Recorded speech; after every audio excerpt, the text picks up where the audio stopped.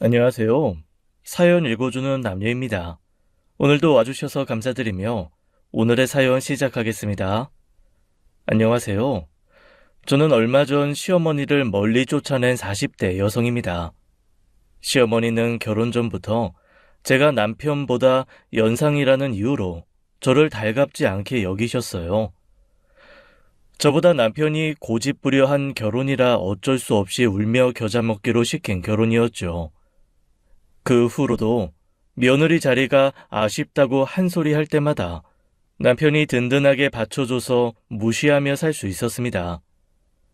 거기다 시어머니와 다르게 시아버지께서는 저를 참 많이 아끼시고 귀하게 대해주셨거든요. 무뚝뚝하셔서 표현이 많진 않으셨지만 한 번씩 수고했다, 고맙다며 묵직한 진심을 넣어 말씀하시곤 했죠. 남편도 시아버지도 어떻게 보면 제 편이 되어주니 그때까지만 해도 고된 시집살이는 없었습니다. 어디 가서 우리 시어머니 좋은 분이다 말할 정도는 아니어도 시어머니 때문에 이혼 생각하진 않았다는 거예요.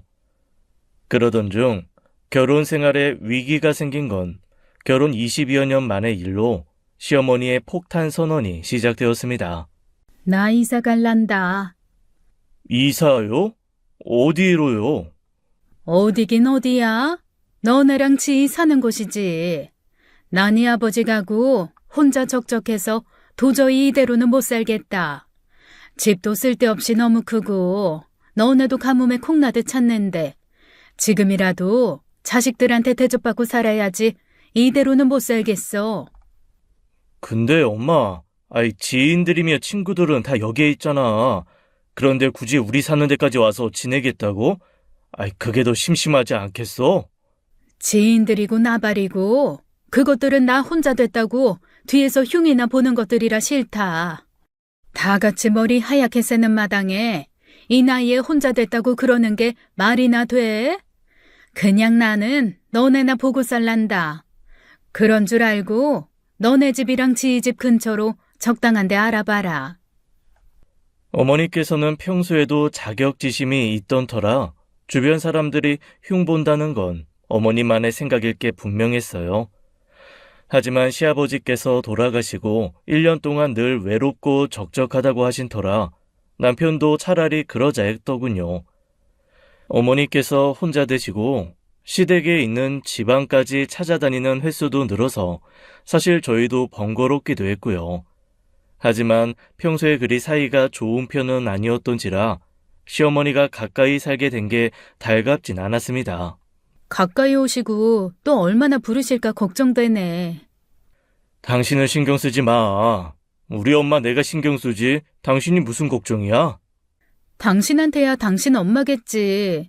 어머님한테는 아들도 있고 며느리도 있는데 아들만 뻔질나게 얼굴 보이고 며느리가 강간무소식이면 좋아하겠다.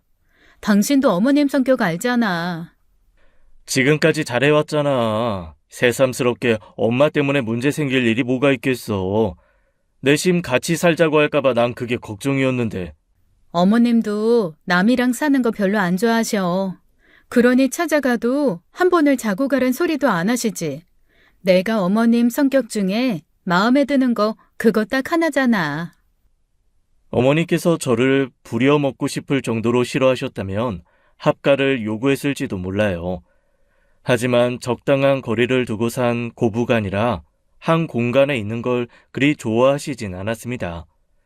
그래서 느닷없는 그 폭탄 선언이 당황스럽긴 했어도 그리 큰 걱정은 아니었어요. 물론 자주 마주치다 보면 부딪히는 일이 좀 많겠다 싶었지만 든든한 남편이 있었으니까요. 같은 지역에 신우도 살고 있는데 신우가 시어머니랑 사이가 썩 좋지는 않아요. 그래서 자기 집 근처로 오는 걸 그다지 반기지 않았던 터라 그냥 저희 집 근처로 모신 겁니다.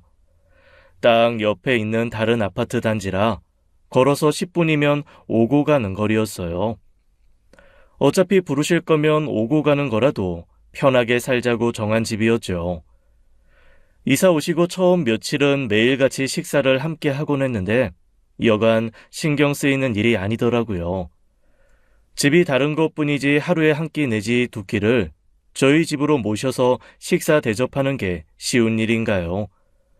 부부끼리야 남은 반찬 아무거나 섞어서 비벼 먹어도 그만이지만 시어머니는 항상 정갈한 한상 차림을 고집하시던 분이셨고요. 처음부터 아무것도 안 하면 말 나올까 싶어 몇 번 그렇게 원하시는 대로 차려드리곤 더는 그렇게 못 차린다 말씀드렸죠. 뭐야, 반찬이 왜 이렇게 부실하냐? 어머니, 그동안은 어머니 오신 지 얼마 되지 않아서 나름 챙겨드렸지만 앞으로 매일같이 그렇게 챙겨드리는 건 힘들어요. 저희 합가한 것도 아니고 따로 사는 건데 이렇게 매일같이 저희 집에 오셔서 식사하는 것도 힘들고요. 예원 아빠랑도 같이 있으면 대충 차려 먹고 마는데 어머님 오셔서 매일같이 이만한 상 차리는 거 일이에요. 차리면 또 얼마나 차렸다고 생색이야? 내가 무슨 12첩 반상을 바란 것도 아니고 국 하나에 반찬 몇 개 차리라는 게 그렇게 힘들어? 오실 때마다 어제랑 같은 반찬 내시면 못마땅해 하시잖아요. 아무튼 저 그거 못해요. 애들 대학 가고 이제야 저도 좀 편해졌는데 이게 뒤늦게 시집살이지 뭐예요? 뭐 시집살이? 처음부터 할 말 다 하고 산 건 아니고 어머님을 대하다 보니 할 말은 하고 살아야 한다는 걸 배워 한 일이었어요. 저는 거기까지가 제 나름대로 시어머니께 할 수 있는 도리였고 그 뒤로는 둘이서만 점심 먹는 일은 없었습니다. 일주일에 2, 3일 정도는 남편만 보내 엄마 밥 먹고 오라고 보냈고 일주일에 한 번은 꼭 만나 식사 대접 꼬박꼬박 해드렸죠.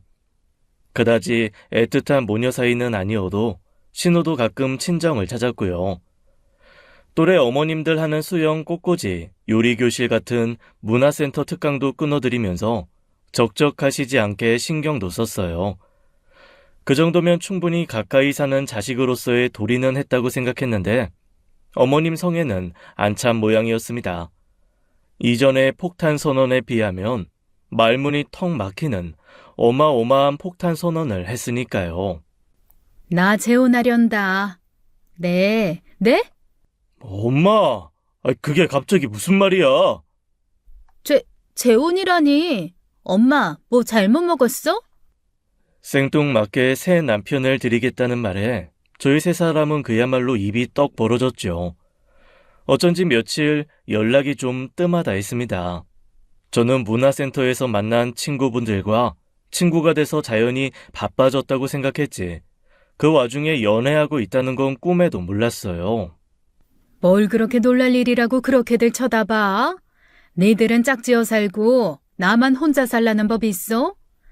아니, 너무 황당하잖아. 재혼이라니. 엄마, 남자 있었어? 언제부터? 언제부터가 뭐가 중요해? 같이 늙어가는 마당에 서로 의지가 된다 싶으면 같이 살기도 하고 그러는 거지. 엄마, 나 지금 진지하게 묻는 거야. 어디서 만난 누군데? 여기 이사 온 지 1년도 안 됐잖아. 하다못해 아버지 돌아가신 지 2년밖에 안 됐는데 갑자기 재혼이라니 말이 돼? 그리고 엄마 나이가... 내 나이가 뭐? 내 나이가 뭐가 어떻다고 그래? 니들은 안 늙는 줄 알아? 나이 들면 사랑도 없는 줄 아느냐고. 신우와 남편의 성화에 시어머니는 지지 않았어요. 물론 시어머니 말씀도 틀린 건 아니었지만 너무 갑작스러운 일이라 모두 당황할 수밖에 없었죠.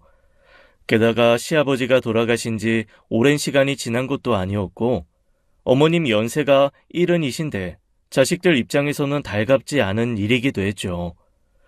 시어머니가 재혼 상대로 말씀하신 분은 문화센터에서 알게 되신 분을 통해 소개받은 분이라고 했습니다. 평생 공무원으로 퇴직하시고 10여 년 전 사별로 혼자 지내고 계신 분이라고 하시더라고요. 그래서 그 아저씨랑 엄마랑 같이 살겠대? 만난 지 한 달밖에 안 된 여자랑 살겠다고 하는 것도 좀 이상한 거 아니야? 그 아저씨는 자식도 없대? 아이고, 그러는 영경이 너는 그렇게 신중한 남자를 만나서 애부터 가져서 결혼했어? 아이씨, 지금 그 얘기가 왜 나와? 아니, 그냥 친구로 지내도 되잖아. 그냥 자주 만나면서 데이트도 하고 그래, 그럼. 굳이 재혼할 필요가 있어? 내 인생 내가 알아서 살겠다는데 왜들 그렇게 성화야? 혼자 지내기 심심하고 적적해. 자식들 대접받아 살려고 왔더니 지들 살기 바쁘면서 나더러 그럼 너네들 입맛에 맞추면서 살라는 거야? 이 나이에 새아빠가 말이나 되냐고. 난 싫어. 그럼 너 나 데리고 살래? 응? 나 데리고 살아? 아이씨, 진짜 박서방도 있고 애들도 있는데 어떻게 살아? 딸이란 것이 순치 남편 눈치나 보고 자주 들여다보지도 않으면서 어쩜 끝까지 지들 인생밖에 모르지. 지난이 너는 나 데리고 살래? 지 마누라 일 하나 시키면 아주 눈에 불을 켜고 와서는 못하게 하면서 그러는 너는 나 데리고 살려고 반대하는 거야? 그래도 재혼은 안 돼. 친구처럼 지내고 연애하는 것도 솔직히 난 좀 그래. 아버지한테 못할 짓이다 싶고. 그래도 정 엄마가 그 아저씨가 좋다면 그냥 연애나 해. 재혼은 절대 안 돼. 신우도 남편도 강경한 반대를 했습니다. 자식인 두 사람이 그렇게 나서는데 며느리인 제가 무슨 말을 얹겠어요. 솔직히 저는 며느리라 그런지 어머님 심정도 이해가 되고 남편과 신우 입장도 이해가 됐거든요. 괜히 어느 쪽도 긁어부스럼 만들지 말아야겠다고 한 발 빼고 있었죠. 그런데 결국 그 남자분을 집에 들여 같이 살기 시작한 겁니다. 가능하면 어느 쪽도 편들지 않고 가만히 있어야겠다고 마음먹었는데 이건 아니다 싶더라고요. 나이 불문하고 연애도 좋고 사랑도 좋다 이거예요. 하지만 만난 지 한 달밖에 안 된 분을 집에 들여 새 남편으로 삼겠다는 건 좀 아니지 않나요? 제가 아직 그 나이가 안 되어서 이해가 안 되는 건지 모르겠지만 섣불리 집에 사람을 들여 같이 사는 건 젊어서도 나이가 들어서도 신중해야 한다고 생각하는데요. 그 일로 결국 집안이 한 번 더 뒤집어 엎어졌고 어머님이 워낙 강경하셔서 결국 혼인신고 없이 같이 사는 것만 받아들이게 된 겁니다. 대체 이제 와서 왜 저러시는지 모르겠어. 설마 아버지 살아계실 때도 남자 문제 있었던 거 아니겠지? 에이, 그건 아닐 거야. 어머님 말씀대로 아버님 가시고 나니까 빈자리가 너무 허전해서 채우고 싶으신 거겠지. 진짜. 자식들한테 저런 모습 보이면서까지 그래야겠냐고. 자식들 불편하다고 명절에도 자고 가는 거 안 좋아하는 사람이 생판 남인 사람 집에 들여 부부처럼 지낸다는 게 말이 돼? 이왕 이렇게 된 거 그냥 좋은 게 좋은 거라고 생각하자. 어머님 그분 만나시고 얼굴 더 좋아지셨잖아. 당신도 같이 지내는 건 받아들이기로 했으니까 내일 그분 만나는 자리에서 실수하지 않도록 조심해. 어쩌면 어머님 돌아가시기 전까지 계속 얼굴 보고 지내야 하는데 첫인상이 중요하잖아. 몰라. 남편은 나중에 딸이 반대하는 결혼하는 심정을 미리 알게 된 것 같다고 괴로워했어요. 가만히 있는 딸한테 전화해서 느닷없이 부모 반대하는 결혼할 생각이거든. 영 끊을 생각하라고 으름장을 놓더라고요. 처음으로 만나게 된 그분, 그러니까 제 새 시아버지가 될 분은 생각보다 신사적이고 점잖은 분이셨습니다. 솔직히 말하면 어떻게 저런 분을 만나셨나 싶게 첫인상이 무척 좋은 분이셨어요. 말투와 목소리도 진중하셨고 예의도 바르셨거든요. 너무 우리끼리 고집해 갑작스럽게 결정한 일이라 걱정 많을 텐데 미안해요. 거창하게 서로 인사하는 자리 그런 건 의미 없고 내가 이 자리에 나온 건 그저 걱정하지 말라는 그 이야기 해주고 싶어 온 거예요. 아무래도 홍자 씨 아드님, 따님이 많이 당황하실 것 같아서. 예, 무척 당황스러운 일이었고 솔직히 말하면 지금도 그리 달갑진 않습니다. 친구 삼아 지내시면 될 걸 굳이 함께 사시겠다고 하는 것도 이해가 안 되고요. 충분히 당황스럽고 이해하기 힘든 일인 건 알아요. 사실 우리 자식들도 비슷한 반응이라. 그래도 나이 든 사람들끼리 의지할 곳 없이 서로 힘이 되어주자고 함께 하기로 했으니 어렵겠지만 이해 부탁해요. 남편도 생각보다 괜찮은 분이라고 생각했는지 이야기를 할수록 마음이 좀 누그러지는 것 같았습니다. 말씀하시는 걸 듣고 있으니 많이 배우시고 끊임없이 공부하시는 분 같다는 생각이 들더라고요. 반대할 생각만으로 집을 나섰던 남편은 집에 돌아오는 길에는 표정이 많이 좋아졌죠. 그리고 절대 새 아버지로는 생각하지 않겠다고 하더라고요. 그건 그분께도 직접적으로 말씀드린 거예요. 아버지 돌아가신 지 얼마 되지도 않았고 어떻게 보면 어머님이 독단적으로 결정해 얼굴 보게 된 사이잖아요. 그러니 부모님 배우자로서로만 인정해드리겠다고 너무 서운해하지 말라고 했죠. 다행히 그분도 새 아버지가 되겠다고 생각했던 건 아니라며 걱정 말라셨죠. 그래도 다행이야. 괜찮으신 분 같아서. 나는 또 어머님이 어디 사기꾼 같은 사람 데려오신 줄 알았어. 그거야 좀 더 지내봐야 알 일이지. 당신도 너무 신경 쓰지 마. 새로 시아버지 들어온 거 아니니까. 나야 딱 당신이 하는 것만큼만 하지. 당신도 새아버지로는 생각 안 하겠다고 했는데 나한테 시아버지 노릇할까?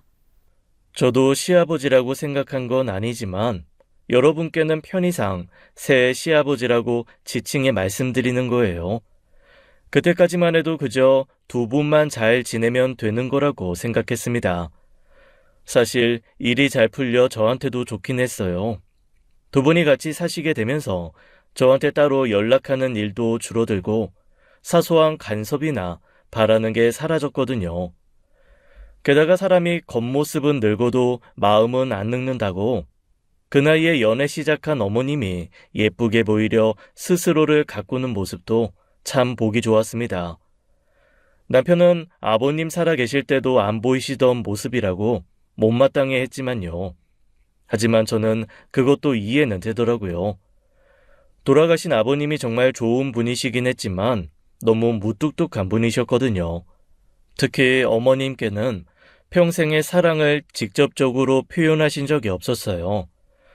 그런데 그분은 항상 어머님 보시고 예쁘다, 곱다고 해주시고 밖에서는 손도 잡고 다니시더라고요. 남자는 여자 하기 나름이라는 말처럼 여자도 남자 하기 나름이구나 싶어 놀랍기도 했죠. 너 그 립스틱은 어디서 났니? 이거요? 얼마 전에 선물 받은 거예요. 어머님 마음에 드세요? 같은 걸로 하나 사드릴까요? 어디 한번 줘봐라. 응, 색이 참 곱네. 이런 건 얼마나 한다니? 지금 입술에 바르고 있는 것도 있으면서 뭘 또 며느리 것까지 탐내. 적당히 해, 적당히. 그러지 마. 젊어 보이시고 좋은데 뭐. 어머님 요즘 50대로 회춘하신 것 같구만. 50대는 무슨? 엄마 바람 넣지 마. 진짠 줄 알아. 저는 남편과 달리 어머님의 새 연애를 전폭적으로 지지하는 사람이 되었고 새 시아버지와 함께 지내시면서 성격도 부드러워지는 시어머니가 반가웠습니다. 시아버지 앞에서 가장 여자이고 싶은 시어머니로부터 어떤 말을 듣게 될 줄도 모르고요. 일은 예기치 못한 곳에서 일어났어요. 식사를 마친 후 수박을 잘라내왔는데 갑자기 새 시아버지께서 제 팔을 덥석 잡으시는 겁니다. 너는 이렇게 말라가지고 손목에 힘이나 들어가니? 네? 아, 그럼요.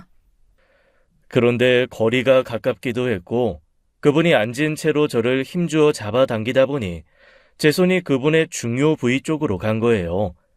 당황한 저는 은근히 힘을 주어 그분 손에서 손목을 뺐고 남편과 슬쩍 눈빛을 교환했죠. 평소에도 너무 말랐다고 이야기하시곤 했지만 그런 돌발 행동을 한 건 처음이었어요. 너무 정색하면 분위기 이상해질까봐 애써 웃으며 화제를 전환하려는데 계속 그 얘기를 하시는 겁니다. 수박 좀 드셔보세요.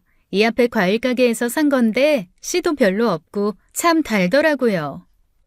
지난이 저는 살결이 유달리 희고 고와서 더 약해 보여. 지난이가 몸보심 좀 시켜줘야 하는 거 아니냐? 잘 먹는데 체질이 원래 그래요. 그래도 지난이는 참 좋겠다. 체질이든 뭐든 관리를 하니 좋을 건데, 처가 나이 들어도 가꾸는 사람이면 남들한테도 보이기도 좋고 말이야. 이 사람은 타고나기를 마른 체질이라 먹어도 살이 안 찌는 게 고민인데요, 뭐. 남편도 애써 별일 아닌 듯이 대꾸했지만 대화 주제가 자꾸 제 몸에 관해 가다 보니 불쾌했습니다.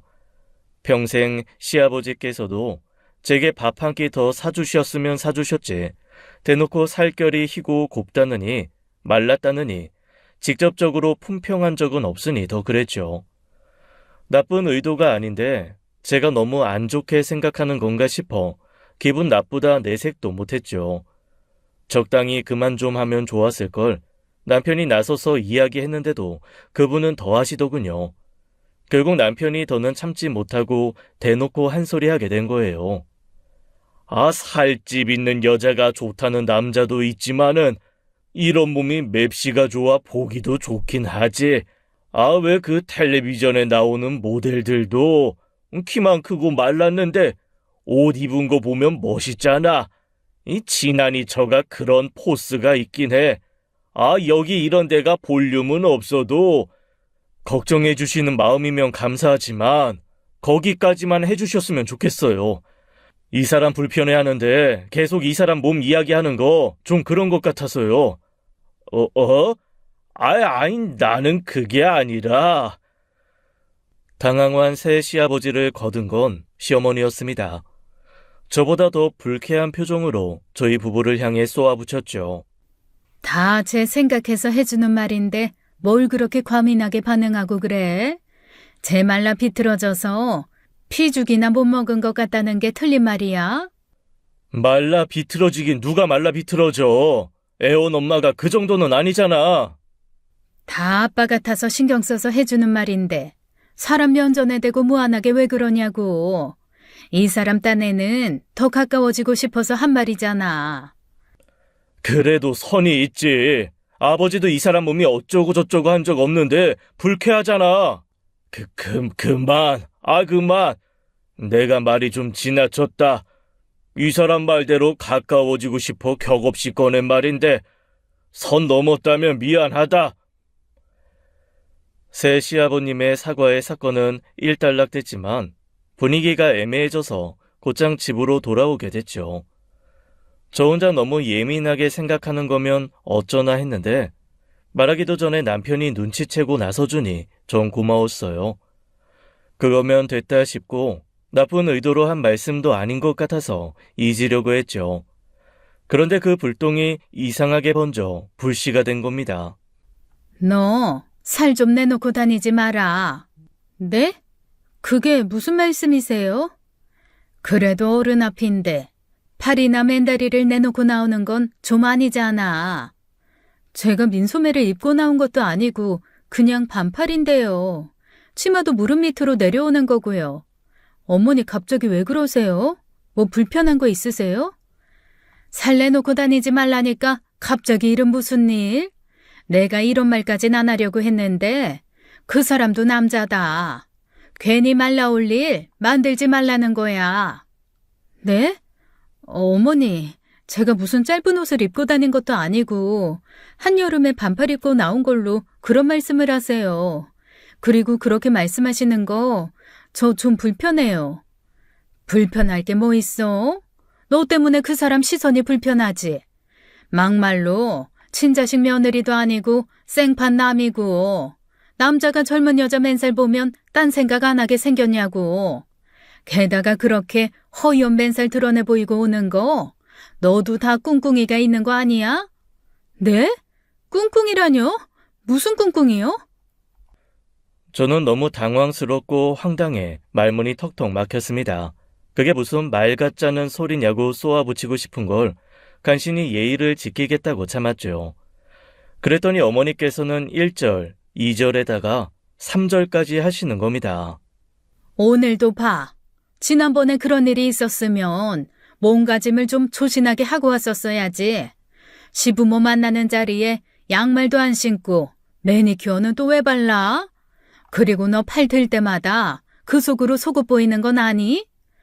여름인데 샌들 신으면서 누가 양말까지 챙겨 신어요. 그리고 누가 겨드랑이 유심히 살피면서 티셔츠 속까지 살핀다고요. 어머니, 저 그런 식으로 생각하시는 거 정말 너무 불쾌해요. 왜 그래? 무슨 일이야? 내 남편 앞에서 몸가짐 좀 제대로 하라고 했더니 저런다. 예, 앞으로는 조심하겠습니다. 하면 그만이지. 아주 눈에 불을 켜고 바락바락. 몸가짐? 무슨 몸가짐? 그분 앞에서 팔도 다리도 내놓고 다니지 말라셔. 그분도 남자라시면서. 그분? 아이, 설마 아저씨? 엄마 지금 제정신이야? 아니면 그 아저씨가 뭐라고 해? 예원 엄마 보고 뭐 이상한 생각해? 그 사람은 그러지 않으려고 해도 눈앞에서 젊은 여자가 그러고 있으면 충분히 그럴 수 있으니 주의하라는 거지. 내가 못할 말 했어? 재혼한 상대 며느리 두고 그딴 더러운 생각하는 거면 그 사람이 문제지 예원 엄마가 문제야? 아, 진짜 황당해서 말도 안 나오네. 가자, 미연아. 듣자 하니까 아주 별.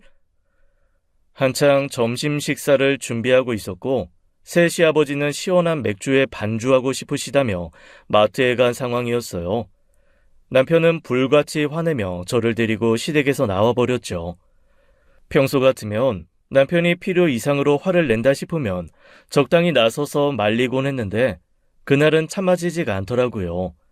대체 무슨 생각을 하면 그분과 저를 그런 식으로 엮을 수 있는지 생각만으로도 너무 불쾌해 견딜 수가 없었죠. 미안해. 엄마가 그런 말을 할 줄은 꿈에도 몰랐다. 진짜 엄마 왜 저러냐. 무슨 생각을 하면 그런 말을 해. 이번엔 어머님께서도 진짜 선 넘으셨지. 나 당분간은 어머님 집에 못 갈 것 같아. 그런 말 듣고도 가면 어머님이 날 더 우습게 하실 거고. 신경 쓰여서 자리도 너무 불편할 것 같아. 그렇게 해. 당분간 엄마 연락 와도 받지 말고. 그렇게 그 느닷없는 사건으로 시댁의 발길을 끊게 되었죠. 어머니께서는 며칠 후 무슨 일이라도 있었냐는 듯이 저녁 먹자고 연락하셨는데 남편이 대신 받고 며느리 복고 살고 싶으면 사과부터 하라고 쏘아붙였어요. 어머님은 왜 자기가 사과해야 하느냐며 적반하장으로 나왔고 평생 오지 말라는 말에 남편도 얼씨구나 좋다고 했고요. 그렇게 시어머니와 연락도 왕래도 하지 않은 채 여름을 보낸 어느 날이었습니다. 오랜만에 밖에서 고등학교 때 친구를 만나게 된 거예요. 친구는 5년 전 남편의 바람으로 이혼했는데 최근 재혼했다며 그 상대를 소개해 주겠다고 부른 자리였죠. 뭘 나한테까지 소개해 준다고 그래. 사람 번거롭게. 지금 한창 일해야 하는 시간 아니야? 아니야. 사업하는 사람이라 시간 쓰는 게 자유로워. 내가 진짜 친한 친구라고 하니까 한번 만나서 인사하고 싶다고 하더라고. 겸사겸사 나도 너 본 지 좀 됐고 해서 만나자고 한 거지. 친구의 재혼 상대가 오기 전까지 그간 있었던 일을 나누었습니다. 새 시아버지에 관한 이야기를 하자 친구도 경악하며 거리 두고 살길 잘한 거라며 손사래를 치더라고요. 그렇게 약속 시간이 되자 친구의 재혼 상대가 나타났는데 솔직히 말하면 너무 깜짝 놀랐습니다. 친구보다 5살 많다고 들었는데 액면가는 10살은 더 많아 보이더라고요. 사업가라고 해서 양복 입고 일하는 사람인 줄 알았는데 현장 일을 많이 해서 얼굴도 많이 탔고요. 퍼뜩 정신 차리고 응대하긴 했지만 생각보다 나이가 많이 들어 보여 놀라긴 했습니다. 내심 친구가 아깝다고 생각하면서도 꽤 괜찮은 분 같아서 대화가 잘 이어지던 차였어요. 그런데 우연히 그 자리에서 시어머니를 만났지 뭐예요. 놀라 일어나서 잠깐 인사하고 헤어졌죠. 시어머니는 저와 친구 부부를 쓱 보더니 별말 없었어요. 그날 저녁 연락이 오기에 올 게 왔구나 싶긴 했죠. 그동안 연락도 왕래도 없이 살았기에 그 이야기 하려고 전화한 줄 알았는데 그게 아니었던 겁니다. 아까 본 그 사람은 누구냐? 친구예요. 고등학교 때 친구. 그 옆에 있는 남자는 친구 남편이요. 남편? 그렇게 나이가 많아 보이는데 남편이라고? 똑같은 생각을 하긴 했지만 시어머니께서 그렇게 말씀하시니 기분이 좋진 않더라고요. 무슨 말씀을 하고 싶어 저러시나 싶었지만 그냥 그렇다고 대꾸하고 말았습니다. 그랬더니 하시는 말이 기가 막히더라고요. 참나, 다 늙어가는 처지라고. 그렇게 나이 든 사람도 남자로 보이긴 보인가 보다. 혹시 너도 그러냐? 네? 너도 그렇게 나이 든 남자 보면 남자 같고 설레고 그러냔 말이야. 제가 연상 취향이면 예원 아빠 만났겠어요? 저 예원 아빠보다 나이 많다고 못마땅하게 여기신 거 어머니시잖아요. 아시면서 물으세요. 지난번부터 자꾸 뼈가 있는 것 같은 말하시니 기분이 불쾌해져도 목소리가 좋게 나가진 않았어요. 그런데도 시어머니께서는 나이 들면 사람 취향도 바뀌는 거라는 둥, 알고 보니 취향이야 다를 수 있는 거 아니냐는 둥 헛소리를 하셨죠. 기분이 나빠 일 있다며 금방 전화를 끊었는데 그 뒤로도 기분이 찜찜하고 좋지 않아 연락은 안 드렸죠. 그러다 몇 주 뒤 추석 명절이었습니다. 마음 같아선 모른 채 하고 지나가고 싶었는데 신우가 연락해 사정을 뻔히 알면서도 언제 올 거냐 묻더라고요. 일단 아가씨, 오빠 스케줄 봐야 알 것 같아요. 언니, 엄마 때문에 기분 상한 건 알겠는데 평생 연 끊고 살 것도 아닌데 명절은 챙겨야죠. 나도 우리 엄마 성격 잘 알아서 언니 기분 알아요.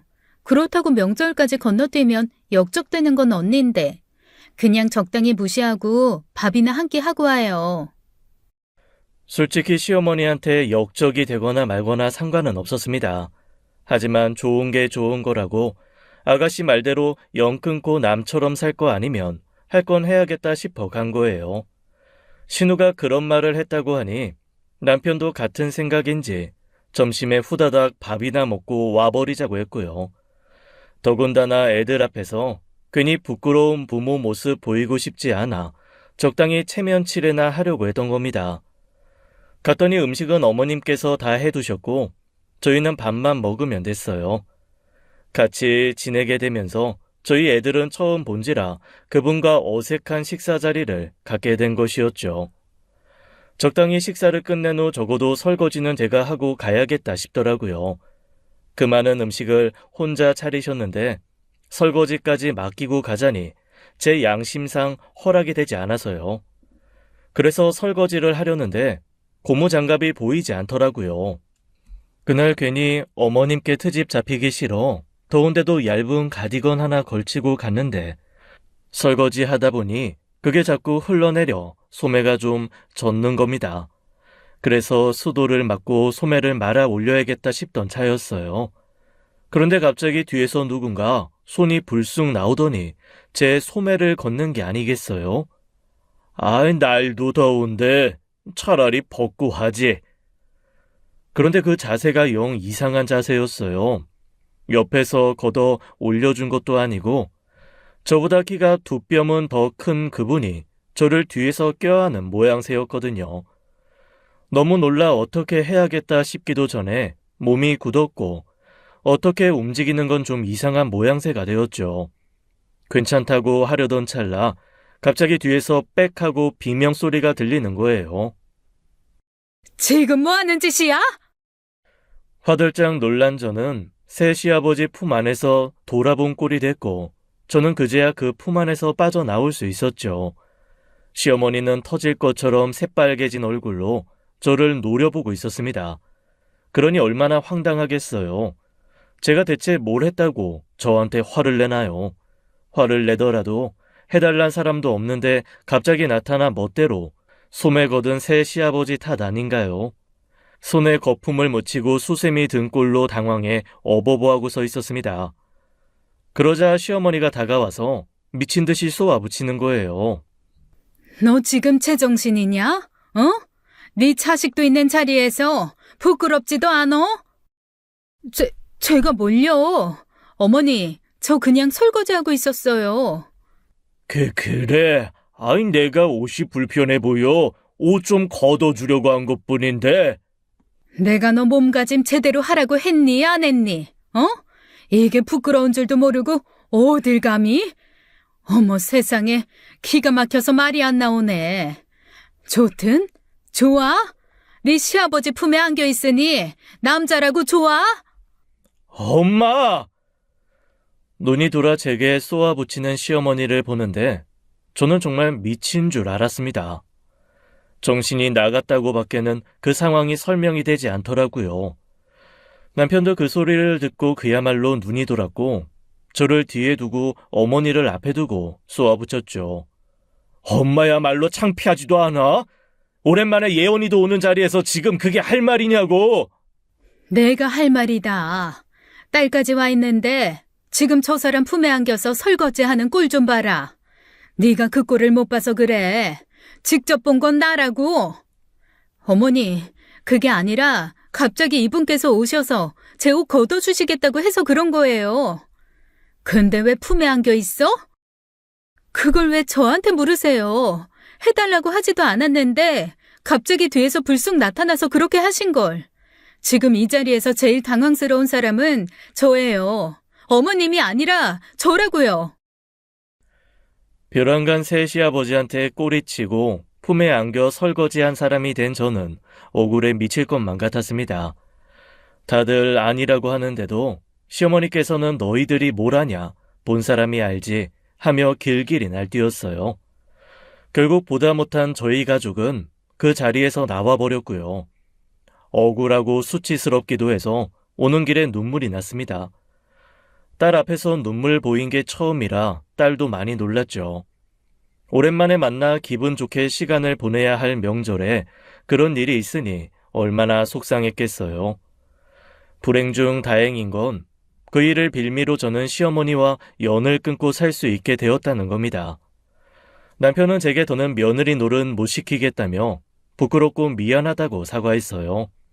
남편이 잘못한 일도 아니고 새 시아버지 만난 후로 이상해져 버린 어머니 탓이라 남편이 불쌍했죠. 딸도 다시는 할머니 집에 가지도 말고 연락도 받지 말라고 분개하며 자취방으로 돌아갔습니다. 그런데 그 뒤로 어머님은 그 일에 대한 보복이라도 하는 것처럼 오히려 시도 때도 없이 찾아오는 거예요. 야, 문 열어라, 문! 어머니, 연락도 없이 어쩐 일이세요? 그래서 불만 있냐? 그렇다고 특별히 용건이 있는 것도 아니었습니다. 부엌에 들어와 냉장고며 찬장 문을 열어 젖히며 이상한 트집을 잡는 거예요. 반창통은 왜 저런 걸 샀냐? 조미료를 왜 여기다 보관하냐? 냉장고에서 냄새 나는데 너는 코도 없냐? 느닷없이 찾아와 그러니 미칠 노릇이었죠. 물 달라, 차 달라, 밥 달라고 해서 처음엔 어떻게 하시나 보려고 드렸어요. 그런데 정수기에서 따라오는 걸 뻔히 보면서도 물 한 잔에도 수돗물 같다고 트집 잡으니 가시라고 내보냈죠. 그런데 다음날 또 찾아오고 그 다음 날에도 또 찾아오는 식이었어요. 없는 척하면 이웃이 무슨 일이 있나 하고 나와볼 정도로 문을 두드리고 현관 앞에서 그만 좀 오시라 한마디 하면 세상 천지 이런 며느리 없다고 눈물 빨아 마시고요. 영 끊고 살자고 한 마당에 눈치 볼 게 뭐가 있었겠어요. 이판사판 하고 싶은 말 다 했죠. 어머니, 대체 왜 이러시는 거예요? 저한테 바라시는 게 뭔데요? 나한테 할 말 없냐? 무슨 말이요? 하실 말씀은 어머님께서 있는 것 같은데요. 그럼 그렇지. 네가 곧 죽어도 인정을 안 하겠지? 너 그날 무슨 꿍꿍이었어? 아, 미치겠네 진짜. 대체 무슨 꿍꿍이요? 어머니, 진짜 왜 이러세요? 그분은 그냥 어머님 남편분이신데 제가 무슨 꿍꿍이요? 어머니, 저 어머님 아들이랑 사는 사람이에요. 제가 지금 어머님 아들 두고 예원이 아빠 두고 무슨 꿍꿍이를 가졌다는 거예요? 근데 그럼 그날 왜 네 시아버지랑 껴안고 있었니? 껴안은 거 아니라고요. 저 설거지하고 있었잖아요.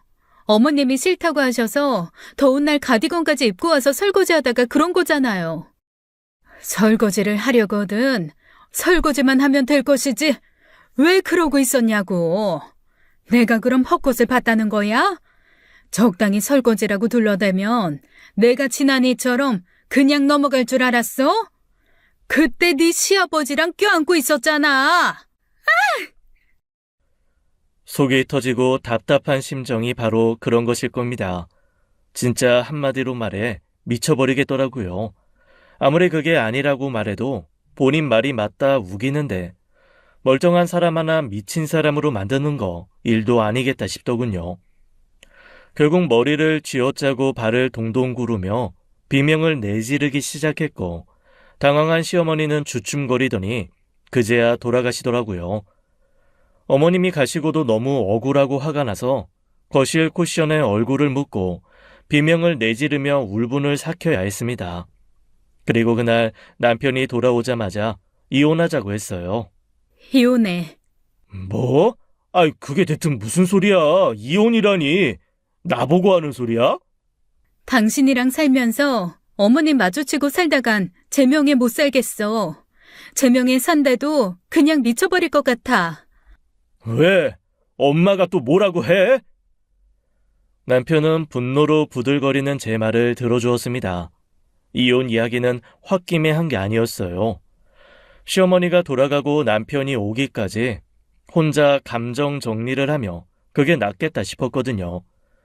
남편은 무슨 죄인가 싶었지만 평생 그 소리 듣고 살자니 도저히 살 자신이 없었어요.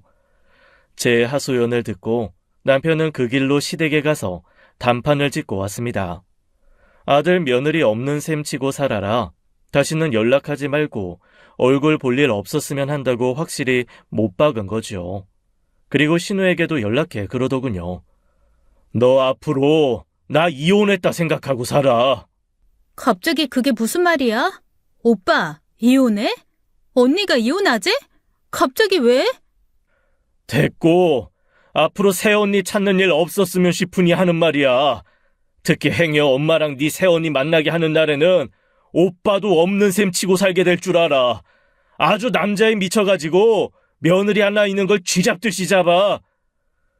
마른 하늘의 날벼락처럼 느닷없는 말에 시누이는 어리둥절했지만 후에 자초지정을 듣고서야 제 사정을 이해해 주었어요. 엄마 또 병이 도진 거지. 다른 사람은 몰라도 난 잘 알아요. 엄마가 멀쩡해 보여도 이상한 데 하나 꽂히면 아주 사람 피를 말려주길 작정으로 그런다니까. 저 고등학교 때요. 사귄 지 일주일 된 남자친구랑 손잡고 걸어가다가 엄마한테 딱 걸린 거예요. 그날부터 둘이서 무슨 짓을 했냐고 몰아붙이는데 엄마 상상 속에서는 전 이미 임신까지 했더라니까요. 저한테만 그러면 말도 안 해요. 걔한테 가서 나랑 잤냐고 묻는데 진짜 쪽팔려서 혀 깨물고 딱 죽고 싶은 심정이었거든요. 미안해요, 언니. 괜히 제가 밥 먹자고 해서 데려가는 바람에 그런 일에 휘말리고 한동안 잠잠하고 그 아저씨 만나서 얼굴 펴서 안 그럴 줄 알았죠. 그 후로 드디어 온 가족이 인정한 합법적 천륜 끄는 며느리가 된 거예요. 하지만 집 주소도 아니 이전처럼 수틀리거나 뭔가 아쉬워 손바닥 뒤집듯 뒤집어질까봐 조마조마해야 했습니다. 다행히도 그렇게 서너 달은 조용히 넘어갔어요. 그런데 세상도 좁지요. 우연히 남편과 외출했다가 주유소에 들른 길이었어요.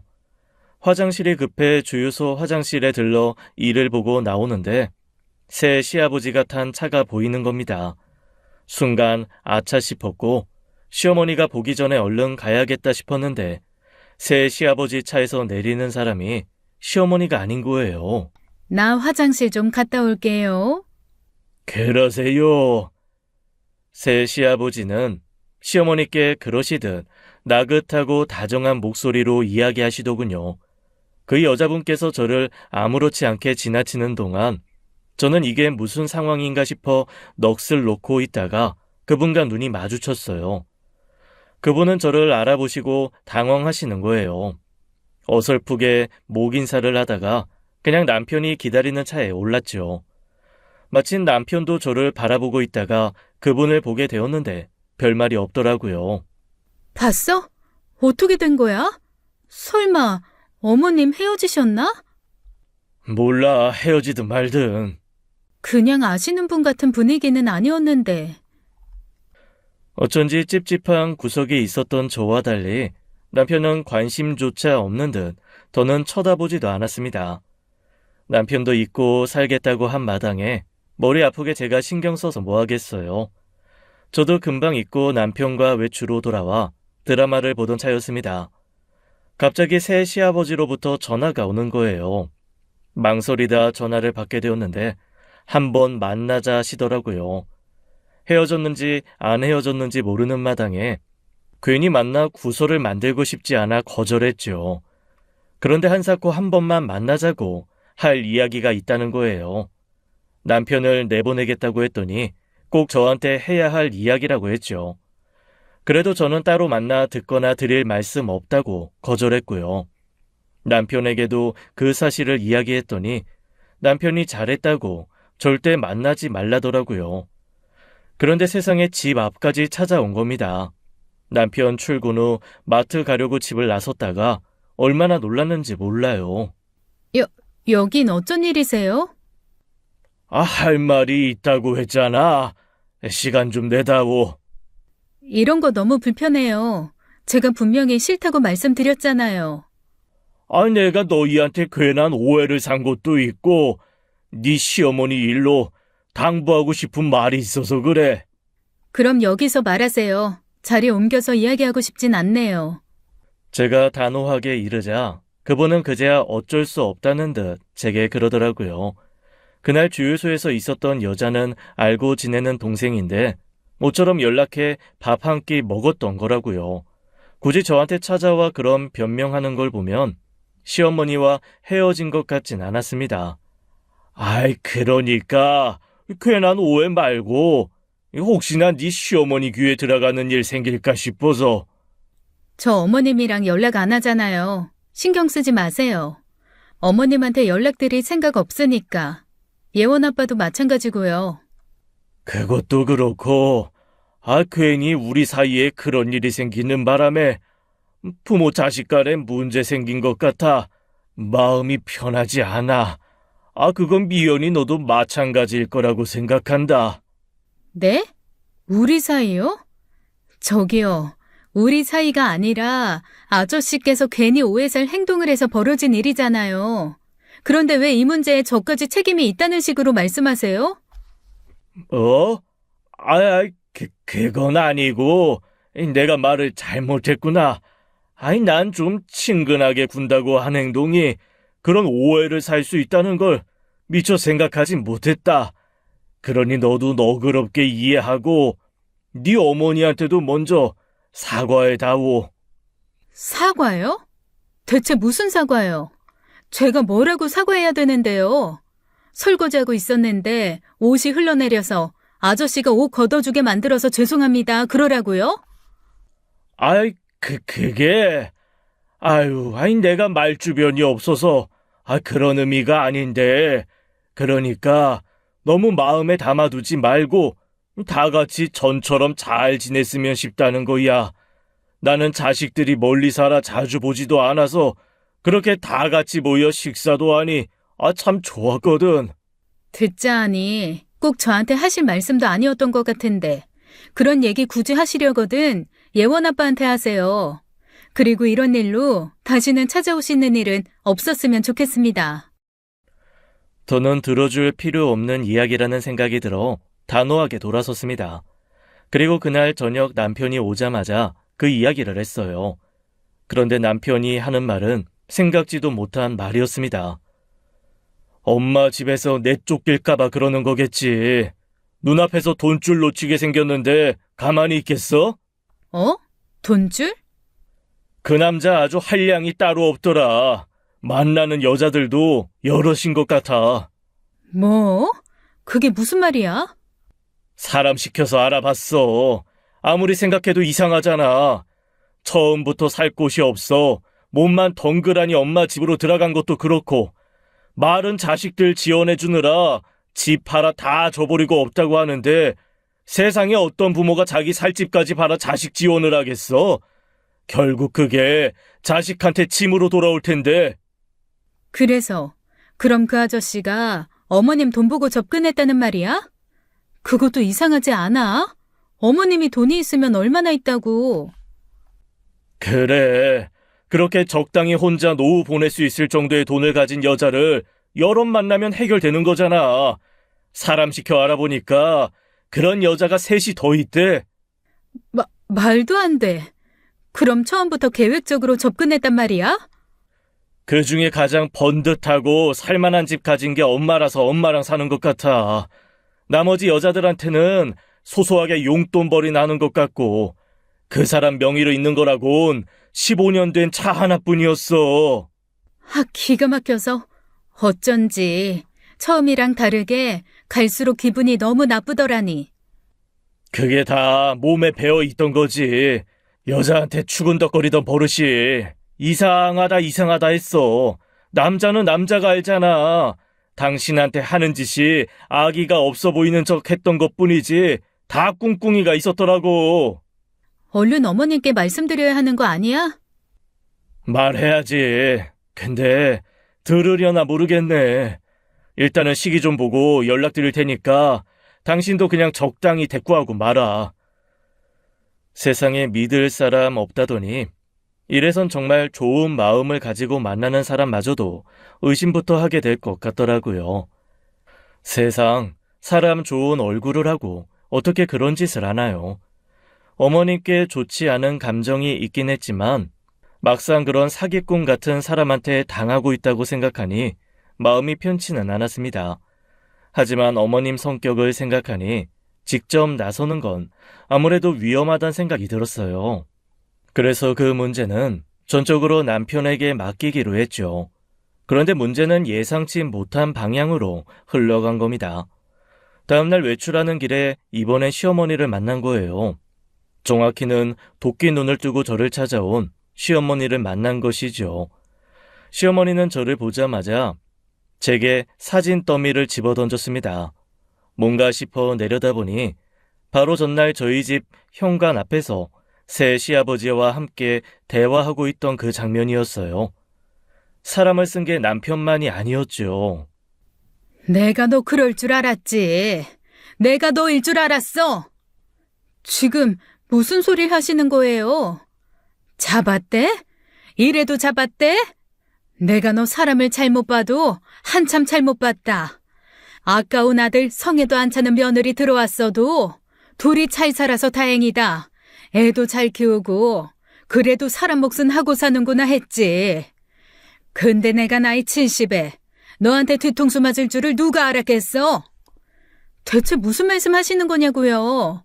어머니, 또 이상한 오해하시는 것 같은데 지금 이렇게 화내고 윽박질러야 할 상대 잘못 짚으셨어요. 제가 아니라 그분한테 따지셔야죠. 뭐? 야, 너 지금 이 증거를 보고도 발뺌이냐? 언제부터야? 언제부터 네 시아버지 집에 끌어들인 거냐고? 집에 들이긴 누가 들여요? 사진 보면 모르세요? 현관 앞에서 얘기한 거예요. 현관 앞에서. 엘리베이터도 같이 탄 적 없다고요. 여기 온 게 찍혔는데 집에 들였던 건 뻔한 거 아니냐? 내가 지금 그거 못 잡았다고 발뺌이야? 내가 이상하다 했어. 이상하게 밖에 나갔다 들어오면 여자 향수 냄새 나고 이상하게 못 보던 물건이 생기고 아이, 너 참 여시다. 왜? 네 시아버지가 관심 가져주니까 좋든? 여자 대접받는 것 같아서 좋았어?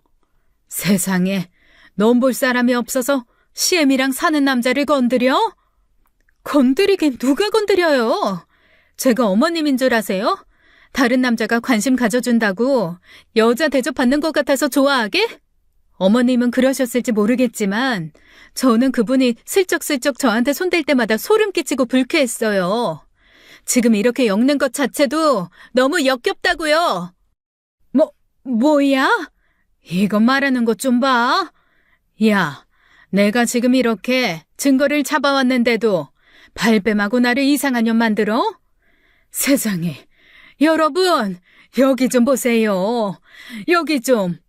이게 저게 다 지 시아버지랑 붙어먹은 그 증거예요.